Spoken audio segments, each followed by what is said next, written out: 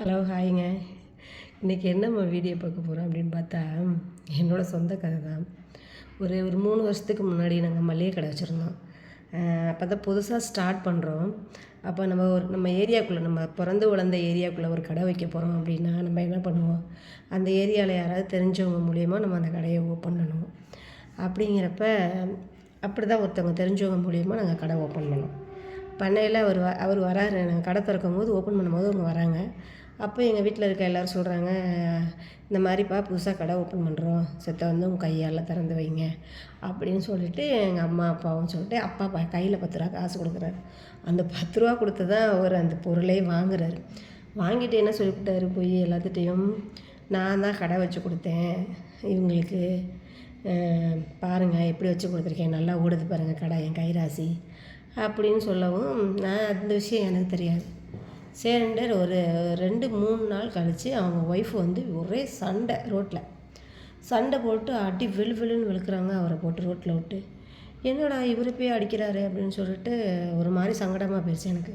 அப்போது ஒருத்தவங்கள்ட்ட போய் நான் கேட்டேன், ஏங்க்கா அவரை போட்டு இப்படி அடிக்கிறாங்கன்னு கேட்டப்போ அவங்க சொல்கிறாங்க, ஏமா உனக்கு தான் கடை வச்சு கொடுத்தாராமே, அதனால தான் பொண்டாட்டி அடி ஆத்தே, யாருக்கு யார் கடை வச்சு கொடுக்குறது, அவர் எங்கள் கடைக்கு வந்தார், யதார்த்தமாக 10 ரூபா கொடுத்து அவரை போனி பண்ண சொன்னோம், அவ்வளோதான் நடந்துச்சே தவிர அவர் எங்களுக்கு கடை ஓப்பன் பண்ணி தரலக்கா அப்படின்னு சொல்லி நான் சொன்னேன்.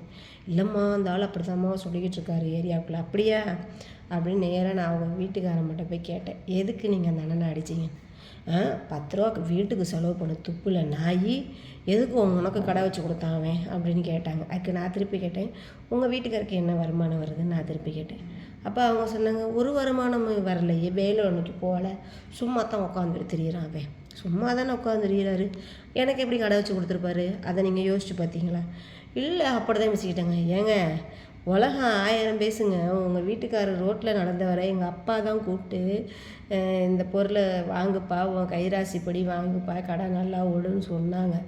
அவ்வளோதான் தவிர உங்கள் வீட்டுக்காரர் போய் 3 லட்ச ரூபா செலவு பண்ணி கடை எங்களுக்கு வச்சு கொடுக்க, உங்கள் வீட்டுக்காரர் தான் இல்லை அவ்வளோ பெரிய வளலாம் இல்லை, எங்களுக்கு என்ன இருக்குது அவர் எனக்கு வச்சு கொடுக்குறக்குன்னு கேட்டோன்னே அந்த அம்மாவுக்கு வந்து மூஞ்சி செத்து போச்சு.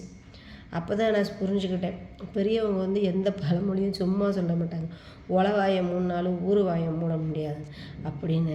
இந்த பழமொழி எனக்கு அப்போ தாங்க புரிஞ்சிச்சு. நீங்கள் தயவுசெய்து சொல்கிறேன், எந்த செயல் நீங்கள் செஞ்சாலும் அடுத்தவங்களை எதிரே பார்க்காதீங்க. நம்மளால் என்ன முடியுதோ அதை செஞ்சுட்டு போயிட்டே இருக்கணும். நாங்கள் கடை திறந்து வைக்க சொன்னதுக்கு நான் கடையே வச்சு கொடுத்துட்டேன்ற மாதிரி போய் சொல்லிட்டாரு ஊருக்குள்ளே. அதெல்லாம் நினைக்கையில் ரொம்ப வருத்தமாகவும் இருக்குது, சிந்திக்கக்கூடிய விஷயமாகவும் இருக்குது. இப்போ வந்து இந்த வீடியோ பார்க்கும்போது உங்களுக்கு ஒரு அவேர்னஸ் வரும், ஆஹா இனிமே வந்து நம்ம ஊருக்காரனை வச்சு எதுவும் செய்யக்கூடாது அப்படிங்கிற ஒரு அவேர்னஸ் வரும்.